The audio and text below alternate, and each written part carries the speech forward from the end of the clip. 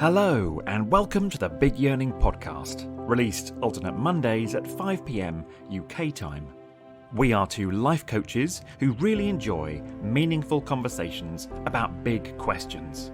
Our work and our lives have been shaped by these questions, and they've taken us to some amazing places in our lives and in ourselves. We all long for things, we all carry big yearnings in our hearts, and over the next hour or so, we hope to touch on some of these feelings and perhaps give you ideas or insights to help you get clearer about what you long for and how to get it.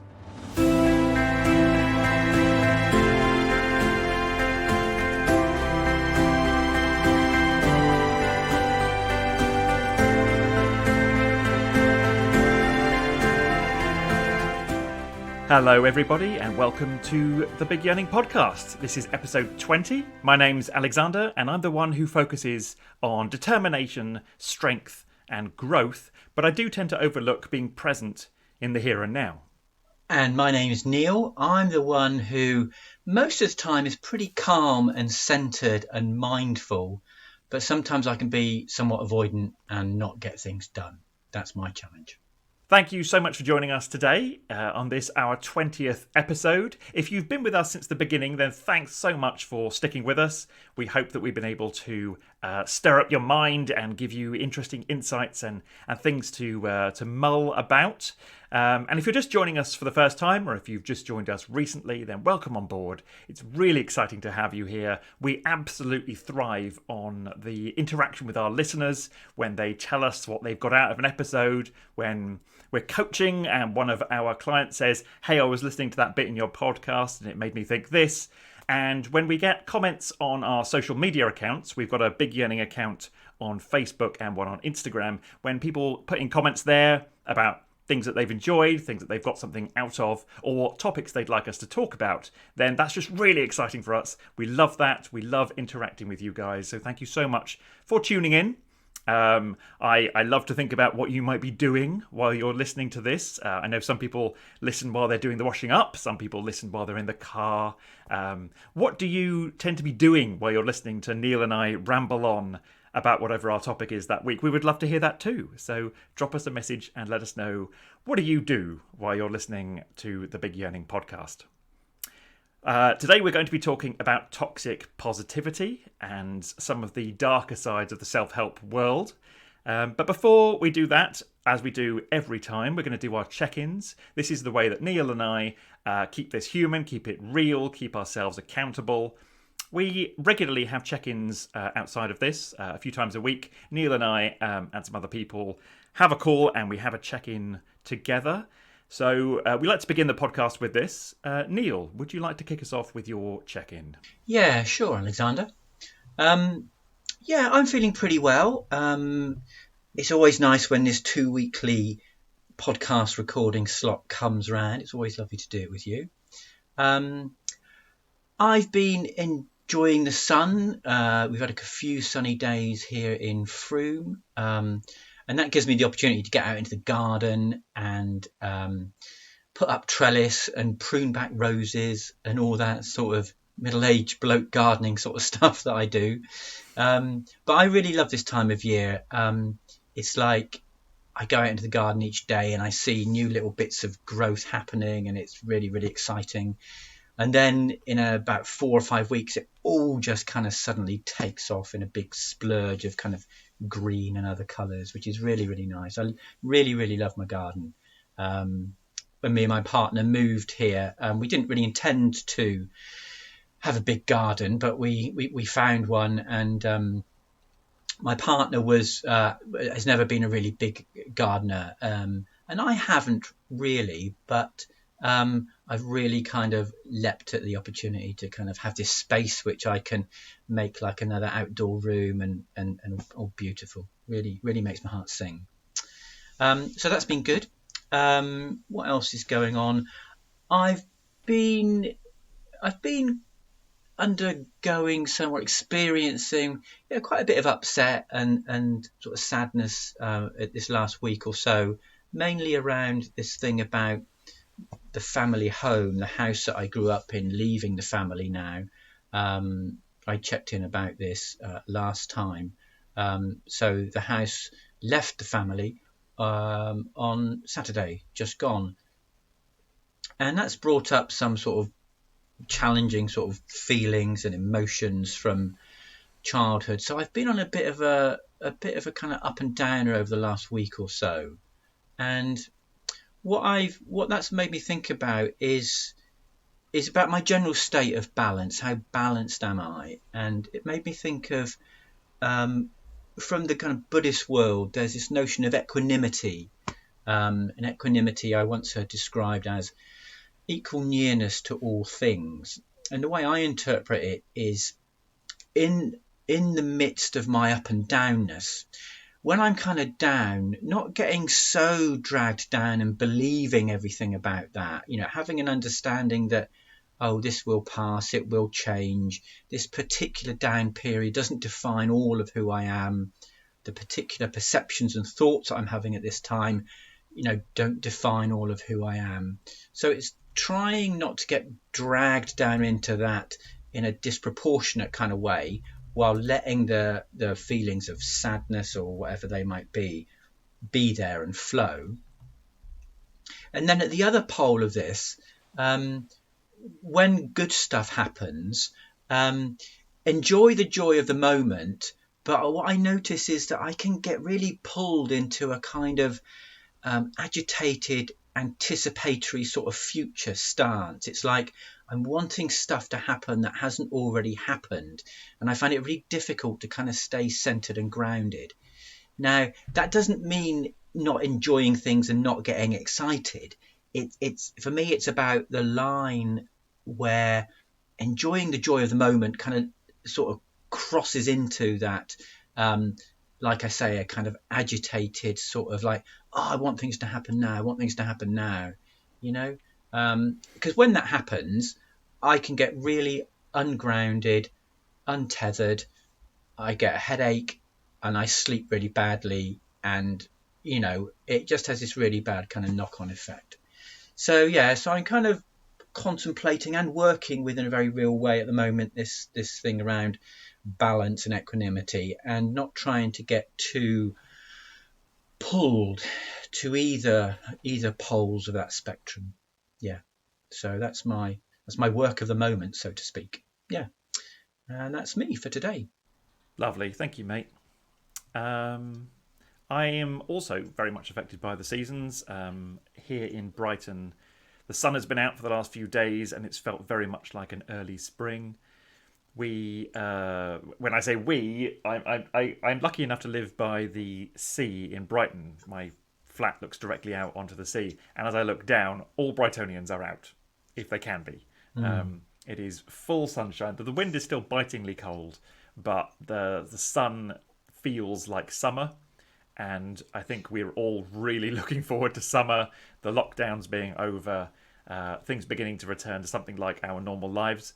And so we, Brightonians, have just been flooding out as much as we can.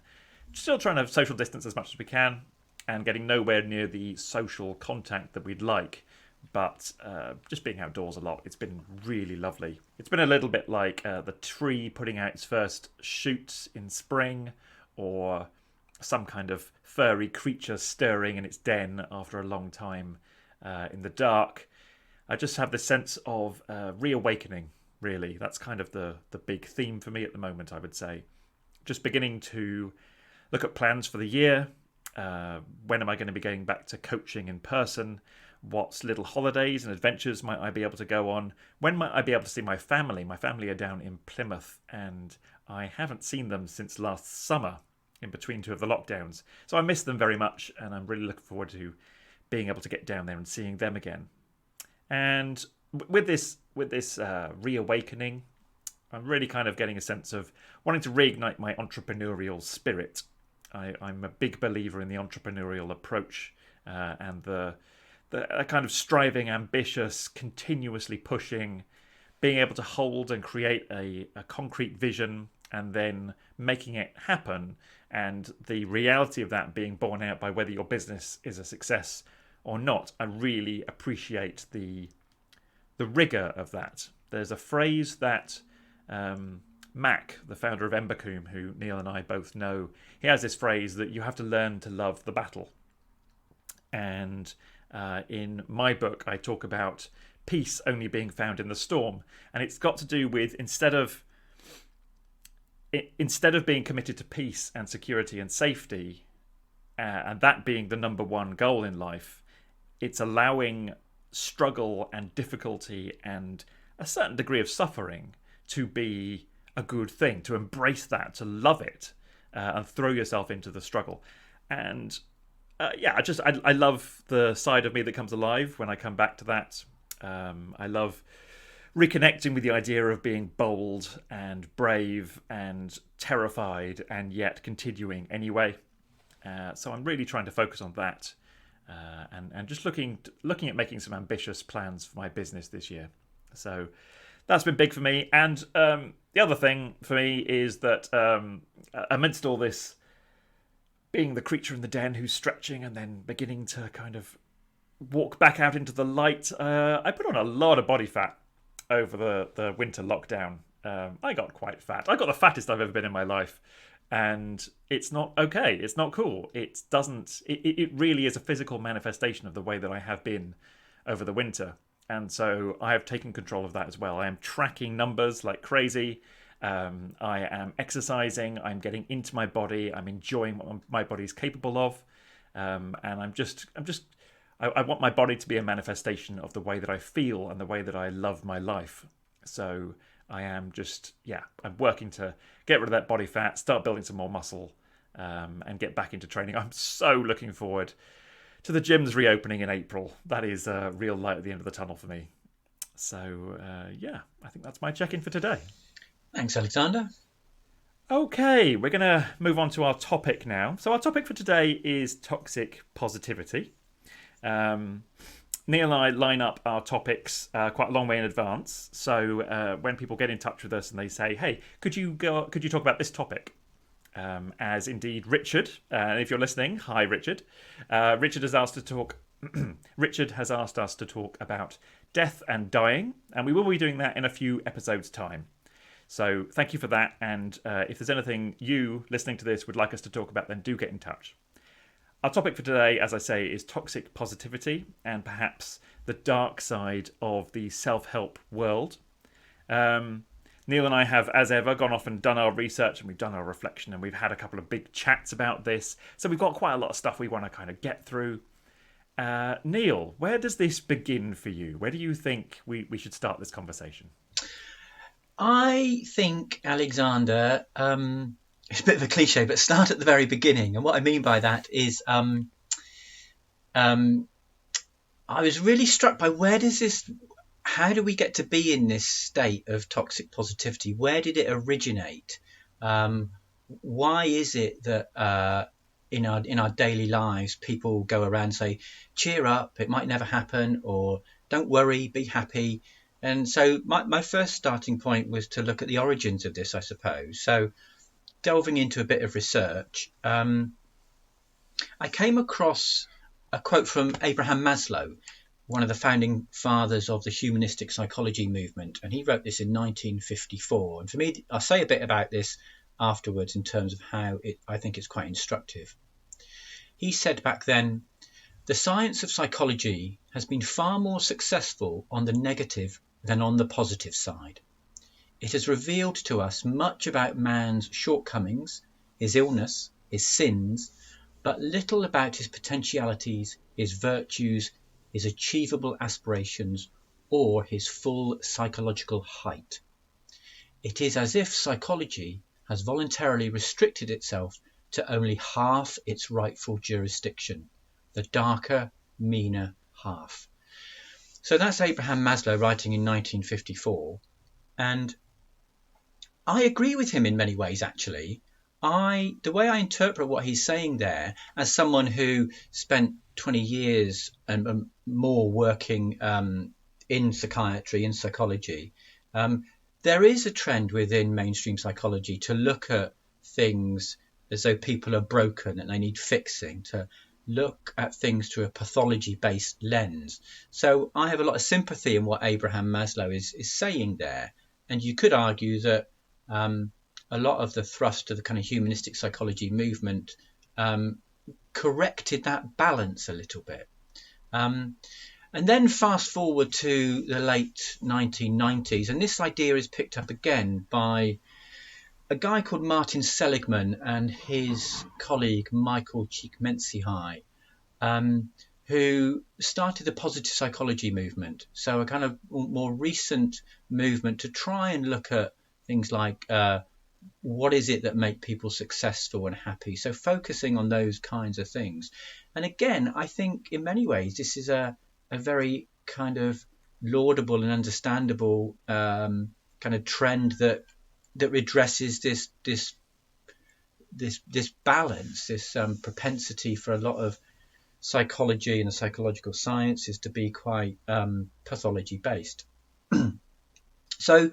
But then for me it seems to have kind of sort of lurched somehow or morphed into this this thing where it's not okay to feel sad or angry or pessimistic or feeling a bit hopeless and stuff.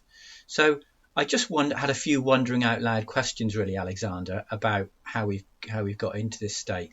The first sort of question I asked myself was, is it because things are so awful and terrible in the world that in an extreme way we have to kind of like go the other way and kind of cheer ourselves up as a way of kind of denying all of that sort of awfulness? The second thing that kind of came up for me is, have we become so disconnected from each other that we've lost the skills of authentic relating? And included in that authentic relating is the capacity to be with people when they're struggling or when they're feeling unhappy or sad or angry or negative or whatever. So that's another thing that comes up. And then lastly, something around the impact of modern technology and social media. I mean, I wonder whether these days modern technology and social media enables us to be relatively kind of insulated from challenging things and things that we can find difficult or negative. We can live in our own little positivity bubbles. And so I wonder whether that makes it very challenging for us when we're kind of confronted authentically with someone or something, some emotions inside ourselves or emotions in someone else that are more challenging and, in inverted commas, negative. And on that sort of social media thing, I think along with that capacity to sort of insulate ourselves and deny the real world a little bit, I think it's also very possible on social media to kind of create pure positive illusions of ourselves, so we kind of buy into that a bit. And we'll talk later, obviously, about what the impact of all of this is. But that's my kind of opening gambit, if you like, for where to start and what's come up for me when I think about this phenomenon of toxic positivity. How about you? Well, I suppose I begin with the personal. What does it feel like to be in this world of toxic positivity, and where would you find it? How are you likely to get hooked into it? Because I think that it's a very particular phenomenon, and I believe that it can only exist within kind of self-help, within a self-help framework. If there is if you're the sort of person who picks up the books and goes and reads everything you can on self-help, and you've put the websites, and perhaps you go to the seminars and the public talks, and perhaps you see a coach, and you go to the places where these things are explored and taught, then that kind of context can lead each of us into this idea of toxic positivity. And I think it's very easy to cross the line.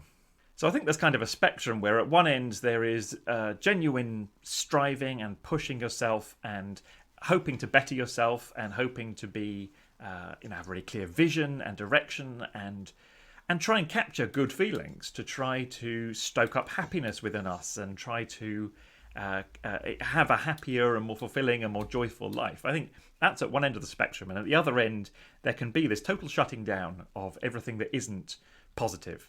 And loads of language that's provided through the self-help world to make sure that you don't allow yourself to notice feeling sad or disappointed or dejected or disconnected or anything that could be considered negative. So there's a spectrum, and at some point along that spectrum, I think it's very easy to cross a line where we go from being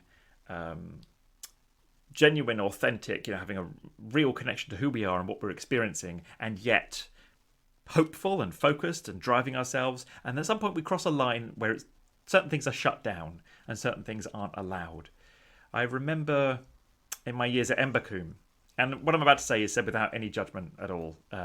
We are all on our own journeys, and we all have to take our own paths, and sometimes we do things that even to us feel crazy and weird, and we don't know why we're doing them, and yet we know they're right, and we are driven and called to pursue things.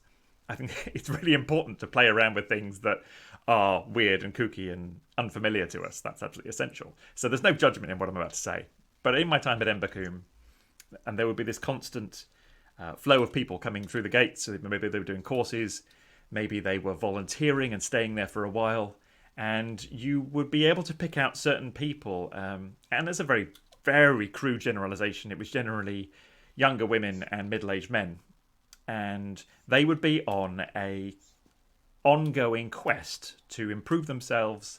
They had read all the books. They were doing course after course after course. I remember supporting someone who was doing Embercombe's Journey program, and he had just finished a course and he was doing the journey, and next week he was going on to do another course, and that was his life. And there was a sense of urgency, like drive, like need. It was an emotionally driven quest. It wasn't a rational, I will go out and find this. There was an urgency within him to find peace, ironically.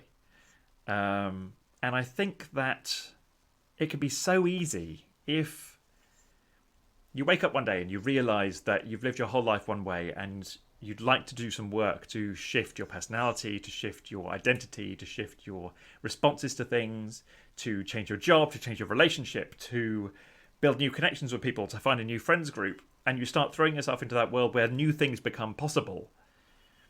It's so easy to slip into this toxic positive state.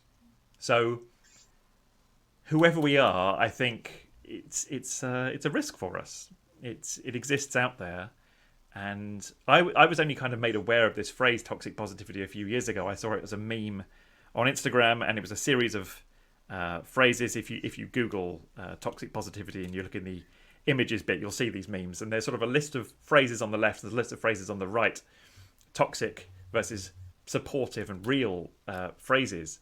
And I suddenly began to realise that, oh my God, yeah, there is this whole side to self-help and personal development which is deeply damaging to people, and it's so easy to cross the line into it. So that's kind of where I start thinking about this stuff. Thank you. That's really instructive. It makes me think, Alexander, I suppose just to add to that, when you were talking about your experience of some of the people that you came across at Embercombe, I'm very aware how, okay, here's me and you doing this podcast. We work in the field of personal development. So it's the field that we kind of live and breathe and swim in, if you like. And there's also, I certainly know from my life, sometimes in my life, that, I can make the whole personal development thing, this big project, and it becomes like a weight around my neck.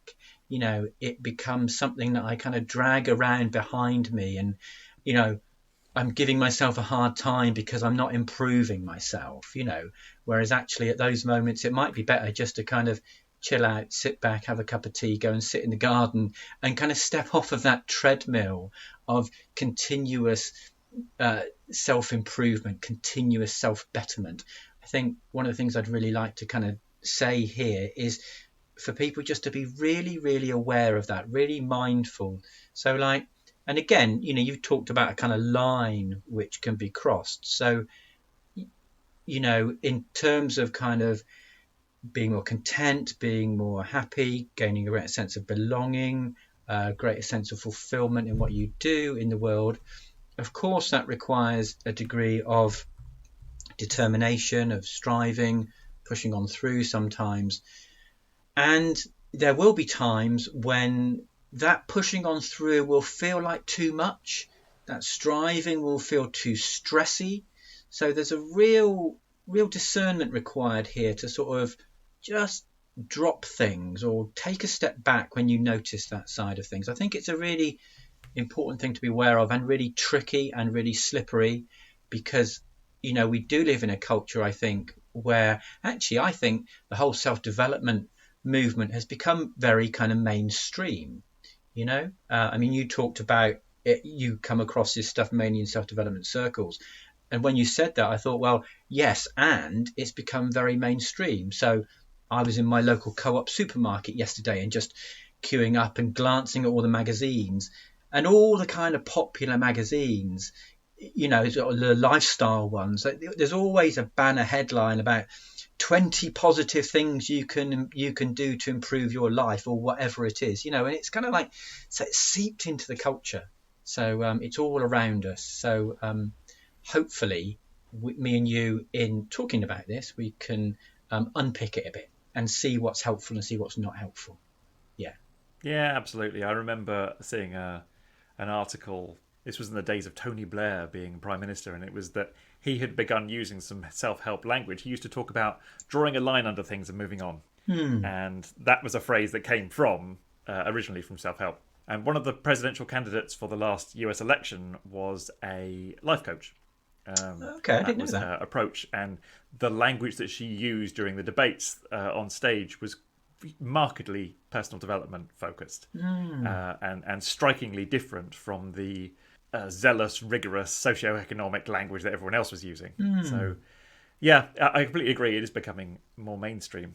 So I suppose my next question for you, Neil, is how would you differentiate toxic positivity from positivity, from hopefulness, from optimism? How would you know you've crossed that line? I think for me, some of that line crossing, Alexander.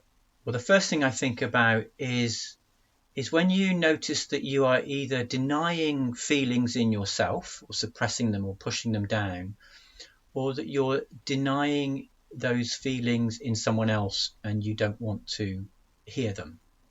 I think that's one of the kind of key things that I would kind of notice in terms of the crossing of that line.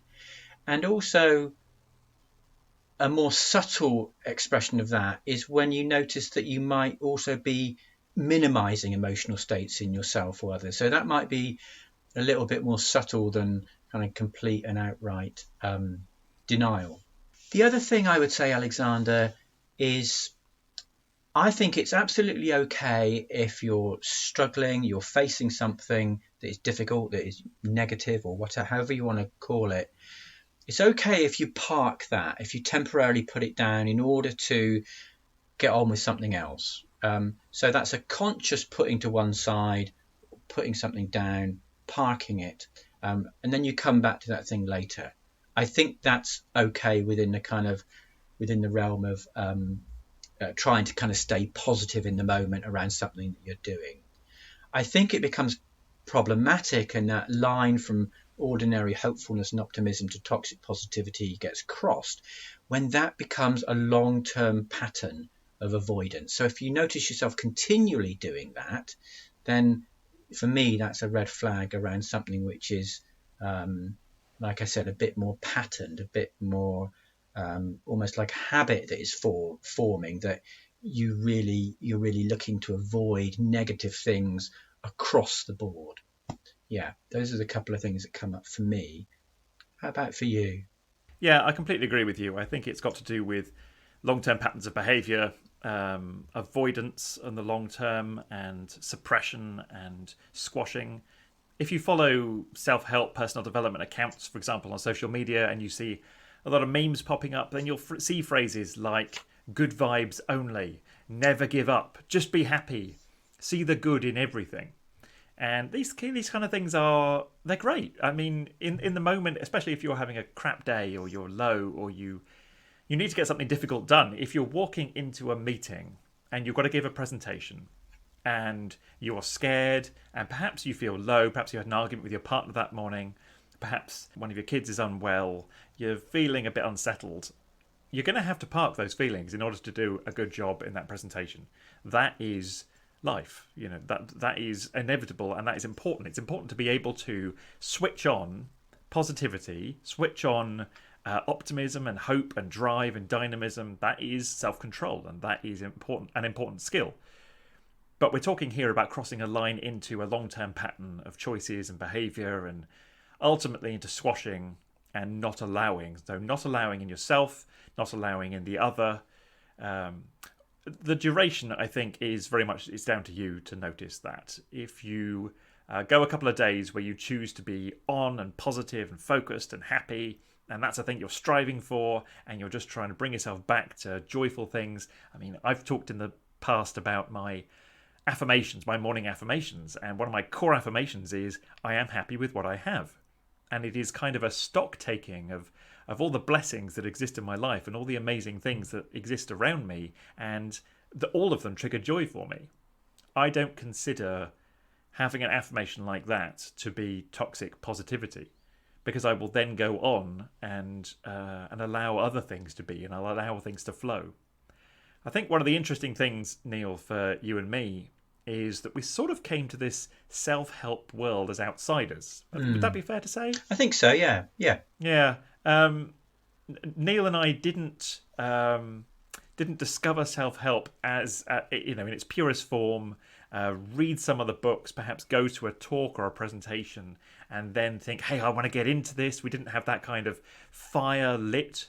I've coached quite a lot of coaches and self-help professionals, and what I've noticed in a lot of them is this real fire and dynamism, and they were lit up by something they encountered, some inspirational speaker or some material that they found, and then they decided that was what they wanted to do. They wanted to bring more of that joy and positivity and hope and the methodologies that allow us to do more things. Neil and I came at this at a bit more of a bleak angle, and we both have a strong cynical kind of backbone to us. In fact, our friendship began, I think it's fair to say, by bonding over cynicism. We were both working at Embacombe, and we would give 110% everything we could into supporting people there and supporting the courses and supporting the volunteers and making the place as gorgeous as we could. And then sometimes we would just see each other in office and just go, oh, and we'd have some cynical rant. I feel seriously rumbled here, mate. Oh, come on, this is what we do. No, I mean, I hear what you say. I mean, Narky Neil, that's another one of my personas. So yeah. So I came out of philosophy. I just wanted to understand why people do what they do, and what had been uncovered so far, going back through the history of philosophy in the West and in the East, and just wrestling with these towering geniuses from history and what they had got to say and how they had rationally gone through certain subjects, and then how that had evolved with developments in science and things. And then I also took it back to indigenous sort of storytelling, mythology, practices, rituals, ceremony, all the wisdom that we have forgotten and lost, because I knew that there were gaps in this kind of philosophical tradition. And then with that, for me, I was dragged into this. A number of people just started coming to me saying, please, can we talk about this? Please, will you help me with this? And so I kind of almost reluctantly stepped into this self-help world. And so I still feel a little bit like an outsider in it. Neil, what was your route into self-help? We just talked about this recently, didn't we? And it made me think, oh yeah, okay, so how did I get to be where I am? Well, my background, as people may know, is in psychiatry and psychology. And in that time, working as a psychiatric nurse, Alexander, I learned all these pathology-based lenses through which to see people. And it's really interesting you reference my cynicism, because that's where a lot of my cynicism grew, really. I suppose I want to go back to where I started, and thinking about, for me there is some attraction, some allure around the positive psychology stuff, and a necessary kind of rebalancing. Yeah, so I was trying to kind of find something more, not just more positive, but more human, more authentic in the work that I was doing. So in my psychiatry days, I would see, well, the other professionals I was around, um, would be looking at things through this, people are broken, people need fixing lens, and that really didn't work for me. And like you, I suppose I spent a number of years in the wilderness before I found coaching. I kind of spent some time living at Gaia House, this meditation center, and then spent some time living and working at Embercombe. And I think where I've got to with this stuff is hopefully, an accurate blending which acknowledges trauma in people's lives, doesn't discount trauma. For me, that's really important. My life has its own kind of childhood traumas, my own childhood woundings, which I struggle with and grapple with in an ongoing way. So for me, it's about acknowledging that, but not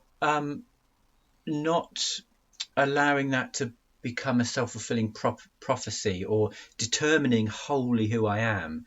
So for me, there was a reorientation that was needed around the other pole, and I think I found that in coaching, and I suppose the possibility of coaching work and some of the kind of small changes that people can make. It reminds me of this book I got by, I can't remember the guy's name. It's called Do One Thing Differently, and he talks about, one of the solution focused guys, and he talks about, just small steps, one thing differently. So my journey to this has been an attempt to not ignore trauma and challenge and suffering, but also to see hopefulness and humanness, and believe in the fact that we're a social animal. We are by nature cooperative. We are by nature kind of, I believe, giving, and we like to give and receive. We are by nature cooperative. So that's been my kind of journey to here. And I sort of feel like if you contrast what you and I try and do with our work with this toxic positive world, with this particular type of self-help work, there's a really strong contrast there. And I think that ends up being what we're speaking to here. So doing all the research into this, and certainly all the experiences I've had of people who have been subsumed into this toxic positive, everything's good, everything's happy, don't allow, everyone who's entered into that kind of mindset, there's a real urgency beneath it. There is a need to escape something that isn't expressed, that isn't kept conscious. And in order to kind of facilitate that, so many things have to be suppressed. You have to suppress negative thoughts and doubts and despair and grief and sadness, and a whole bunch of feelings aren't allowed. And there's this real strong need to control the environment. And then that has this kind of tense feeling to it for me. There has to be energy put into that constantly in order to maintain that happy, positive, I will not acknowledge weakness or suffering at any time. That it's quite tiring. And then if you contrast that with what we do, which I think is growth focused, we're both pretty comfortable with suffering as a necessary part of life. There is a shamanic phrase that all growth comes from suffering. And to some extent, I agree with that. We're interested, I think, in helping people to grow in whichever way they have not been able to grow so far in their lives. And we facilitate whole person growth. And that has a totally different feel to it. That has a relaxing, a coming home, an allowing, a sort of presencing, the mindful approach which allows for all things because it's just witnessing what is. And when we do that, we are going to encounter trauma, and we're going to encounter suffering, and we're going to encounter grief and loss and sadness and all of these things that can quite easily be bound up with the idea that they're negative. And yet that is totally not, and I hope I'm not speaking out of turn here, Neil, that's totally not what we have experienced in all of our years of supporting people through growth. We're not in any way convinced that there are positive and negative emotions. Would you agree with that? Yeah, definitely. That's one of the things we talked about in prepping for this episode. And I feel really strongly about this, and to get away from this whole binary nature of the debate, that there is even such a thing as a positive emotion or a negative emotion. I think it's really simplistic, and I think it's really unhelpful.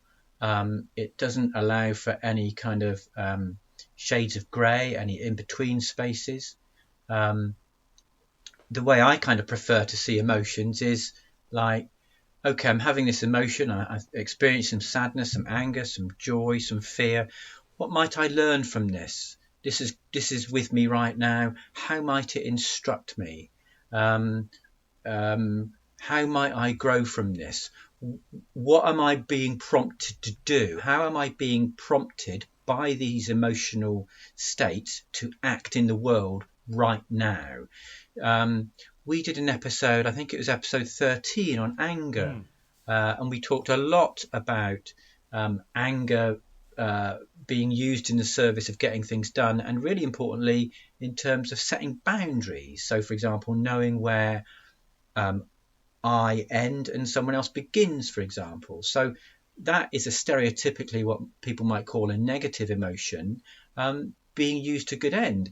And, you know, I've come across a lot of people, particularly in my Buddhist practice days, who were really, really anti any expression of anger. And I really, really struggled with that, because I just think, well, so what? You never get angry then? So where does it go then? And of course, my experience, my judgment was that I just saw it leaking out sideways into a passive aggressiveness or something, or a complete denial of their own anger or other people being angry. So yeah, it's really important for me to get away from that binaryism. And, you know, one of the saddest times in my life, for example, was when my mum died about 10 years ago. And okay, you look at something like sadness, people might say, oh, we don't want to be experiencing too much of that. But that whole experience, it brought me closer to people, it brought me closer to myself, and it gave me insights into, well, what really matters in life here, Neil? What's really, really important? So there's no way I would have wanted to not have experienced that. So yeah, I think it's really important to say, it is an invitation here to everyone listening, or to people in general. Try and think outside the box. Don't think in terms of this sort of either positive or negative. Think maybe more in terms of, what is there to learn here? What am I being called upon to do? How am I being called upon to act here? Think things like that. And on this, there's just one quote I'd like to get in here, Alexander. I came across this. I think it's really, really good, and it speaks to what you were saying. It's a quote by a guy called Mark Manson, and he says, everything worthwhile in life is won through surmounting the associated negative experience. Any attempt to escape the negative, to avoid it or quash it or silence it, only backfires. The avoidance of suffering is a form of suffering. The avoidance of struggle is a struggle. The denial of failure is a failure. Hiding what is shameful is itself a form of shame. And I just thought that spoke beautifully to what we're addressing here. Yeah, absolutely. In my book, Deep Joy, I talk about intrinsic things that are just part of the human experience. I'm very much about the profound freedom and the power that freedom gives us, that is part of the human experience. We have the power to choose anything in any moment, but it's done within a certain context. So we're just born into a body, and that brings its own truths, and it brings its own advantages and limitations. and we're born with a certain set of intrinsic needs. And I try and list what some of those core needs are in my book. And we're born with this set of emotions. And those emotions will continue to function throughout our lives in pretty much the same way. Anger will always feel like anger. Sadness will always do what sadness does. Grief will always come up when it's needed. And drawing on the work of Carla McLaren, I'm very much of the opinion that every emotion has a purpose and every emotion is fulfilling a function. There are aspects, of a very deep and wise aspect of us, which is trying to bring us necessary information at any given time. So the idea that you would close off a whole bunch of those messengers and a whole bunch of that wisdom and a whole bunch of that learning because it's not right, it's not allowed, it isn't what I want, it just doesn't make sense.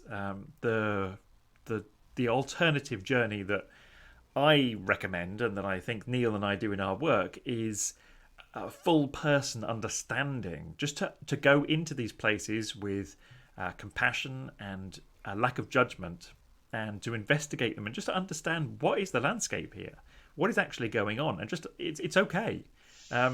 The choices that we make ultimately, the behaviours that we manifest, the way we treat ourselves, the way we treat other people, the things we choose to do with our time, the things we put in our bodies, the kind of work we do, the overall effect that we have on the world around us, those are things that are important. Those are choices.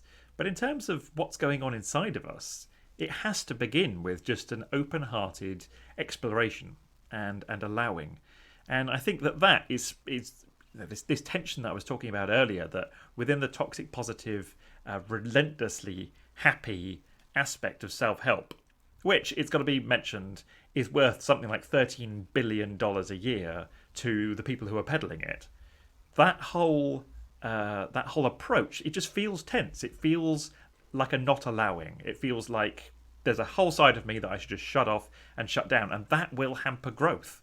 So if you're interested in growing as a person and developing and changing and being able to do things you couldn't do before, then shutting down aspects of you will ultimately hamper you. It might be a necessary short-term thing, as we've said, but in terms of your long-term growth and thriving, and ultimately for meeting your big yearnings, for being able to get to those places you really want to be in your life, it's not going to work to shut down aspects of yourself. Yeah, I agree completely, Alexander. I'm just thinking about, we've covered quite a lot so far, and I'm just thinking. So we've been speaking about the impact of toxic positivity and why it's harmful. And in my sort of looking at this topic, there's many ways in which it's kind of harmful. So it's shaming. It makes someone think that unless I'm being uber positive, then I'm wrong or I'm bad in some way.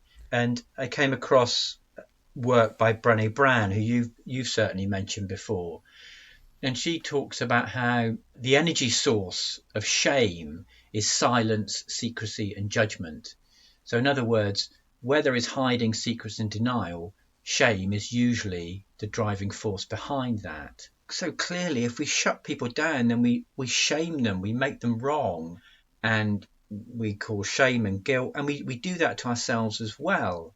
And we also create situations, I think, that lead to social isolation, because we believe that if we buy into this must be positive all the time stance, then that makes our showing up in the world and to our friends and colleagues very, very conditional. So if we can't meet those conditions, then I think we're more likely to kind of retreat into our own little bubbles. And generally, like what you're saying, it simply prevents growth. The quote by Mark Manson that I read out, and me alluding to challenges that I've had in my life around the passing away of my mum and stuff. Lots of negative even just this last week, just the kind of stuff that comes up around what's happening in my life at the moment. And then, I endure that, I go through that, I talk with friends and my partner about it and do some reflection on it. And then I learn more. I come out the other side of that, someone who has grown through that adversity, if you like. Hopefully that doesn't come across as a cliche, but have kind of grown through experiencing holistically the whole gamut of what it is to be human. And I'd really like to kind of move on to non-toxic alternatives, if you like, to use a phrase. And for me, I just kind of kick this off. So for me, you were talking about this, Alexander, about meeting people whole as they are. So for me, the kind of cornerstone of a non-toxic response to someone, non-toxic positivity response to someone, is empathy. So, to communicate to someone, to say to someone, I'm here for you, I'm listening, I want to hear all about you, not just the stuff that is easy to say or easy to hear. I'm here for you, both good and bad. Your feelings are valid. So, there's so many kind of simple things that people can do and say to stay empathically and authentically with someone. And along with that, I notice for myself, I do this. I know that if I'm with someone and they're expressing some emotions which are kind of challenging or difficult, I notice within myself sometimes there can be a tendency to want to avoid or not address it because I don't think I'm equipped or have the capacity to stay with, to be with something which is challenging. But I know for myself that when I do make that step, I do hang out in that space, then it actually gives the other person enough space and time and presence to kind of work things out for themselves. So I'm not in the mode of fixer or alleviator or avoider. I'm more in the role of witness and colleague and comrade, kind of in this together kind of thing. So, yeah, I don't know whether you have any responses to that or anything you'd like to add in terms of what we do differently as opposed to being toxically positive. I think there is something there about being slow, allowing things to take the time that they need. Yes. We can rush to the finish line. We can decide that we're going to be happy and positive and driven, and we're going to use our willpower to make sure that we do all the right things. We're going to get up early and go for a run. We're going to meditate. We're going to eat really healthily. And for some people that works. I don't think it works forever. I think it's the sort of thing that we all necessarily burn out from because it requires so much conscious effort and maintenance to keep driving in that way. And I think if you compare that approach and that journey to the journey of I'm going to slow down, I'm going to be real, I'm going to mindfully inhabit this moment, I'm going to connect with other people in a way that allows them to be however they're going to be. And I try to be a really positive force in my friends' lives. When my friends are going through a really hard time, I try and be there for them and I try and support them. I try and be the sort of person who'll put a smile on people's faces. But what I'm not trying to do when I'm doing that is to rush them through a process. If they're suffering, then I'm not interested in cheering them up, squashing their suffering, taking their pain away, and preventing whatever it is that they could learn from this. I'm interested in sitting with them and letting them know that I care. As you were saying, empathetically connecting with them, allowing for whatever it is that's going on for them. And my attempt to be positive in someone's life is to be with them, is to connect and to allow it to take time. And I think if we track that journey over the long term, we end up more connected with people. We end up with our friends going through the kind of growth and healing that they need to, so they don't get stuck wherever it is that they are. And we become more whole and more healed, more integrated. It's a slower, more difficult, more resolute journey than rushing to the finish line with happiness and yet getting there alone and not knowing who we are, not having gone through the growth that we needed to go through. And ultimately, I believe this is an inevitable outcome, you have to go back and retrace your steps and learn how to connect with people again and learn the things that you could have learned while you were going through it in the first place. I really am up for the difficult, slow, purposeful and mindful journey rather than the rushing to the finish line to seize all the good things that are waiting for us there. I think that if I compare all the clients that I've worked with over the years and which approach they took, the guys who rushed to the finish line found it hollow when they arrived. Thanks, Alexander. I agree with so much of what you say there. I mean, and it's interesting because I'm someone who can sometimes give myself a bit of a hard time for being slow. But then I kind of correct my perception and I think, hang on, Neil, you're doing this well. You're taking your time, you're consolidating, you're building firm foundations. And I think sometimes that can be difficult in a culture which is all about speed, which is all about, well, all, but predominantly about reaching the finish line as quickly as possible. And I think, very much agree with what you say there about sometimes if you act like that, you can get to the finish line and actually you feel quite shallow and quite hollow and somewhat empty because, your achievements or what you've gained have only been gained at a kind of surface level. They haven't really kind of taken root. And also, they're kind of conditional because I think to get to that finish line in that way, there's a lot that has to be sort of left out and avoided to kind of accentuate the kind of positivity, if you like. Yeah, it's really helpful. Thank you. Okay, Neil, I'm mindful of time. I suppose just very quickly, I thought we could end this by both sharing if you think that perhaps you've fallen into the toxic positivity trap, or if you have recognised some of the things that we're talking about and you think, yeah, okay, I am chasing after that and I'd like to do something different. What resources are there, or what kind of things could you do to break out of that and to realign to the kind of journey we're talking about? Well, I think one thing is to be realistic about what you should feel. So if you're in a stressful situation, I don't know, moving house or whatever, your job interview or something which is kind of stressful, just kind of recognize that it's kind of normal to feel stressed or anxious or angry or upset or whatever.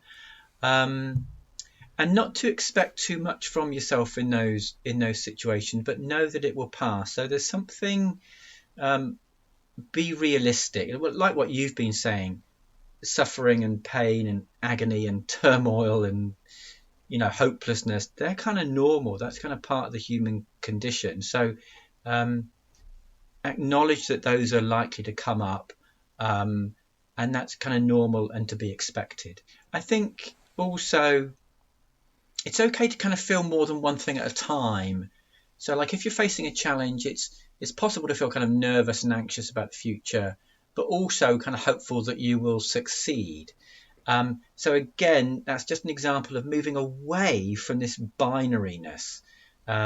You often say, a very complex kind of being. So it is possible to kind of hold sort of two sort of mindsets or two stances simultaneously. We're not living here in an either or world of all negative or all positive. We're living in a very complex both and personal world where there's going to be lots of different emotional states kind of around bobbing up and down at the same time.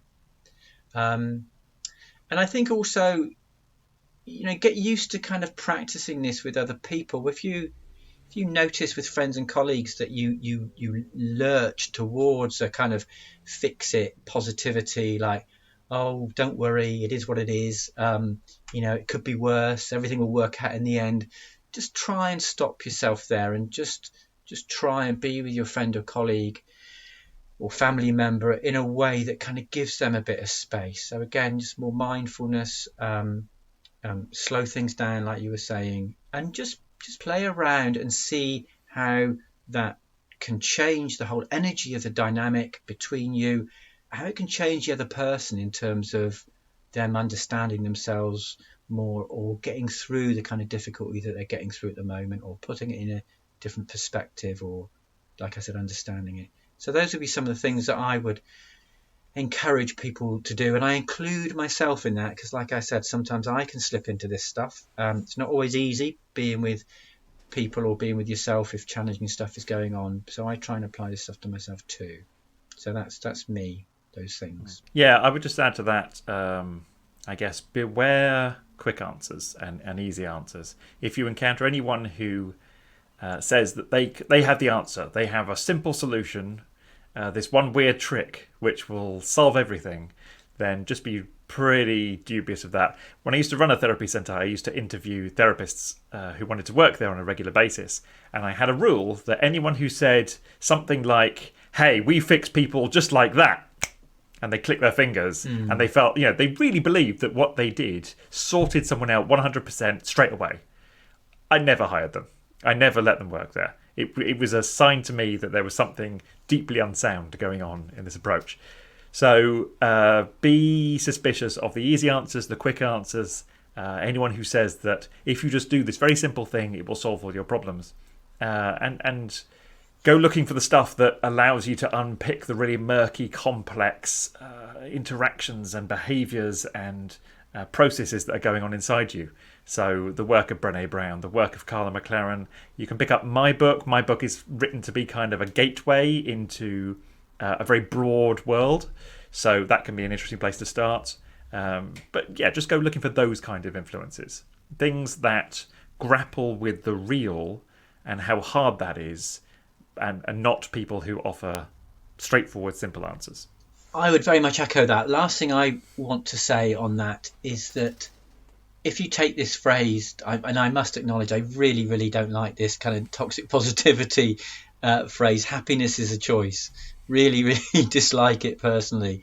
And I just think, well, if it was really that simple, then everybody would be very, very, very happy. So that's the kind of major flaw in a statement like that for me. So I very much echo what you said there, Alexander, in terms of not being satisfied with the simplistic and the simple and the surface level, but being prepared to engage in the sort of the murky, more complex arenas of one's life. Yeah.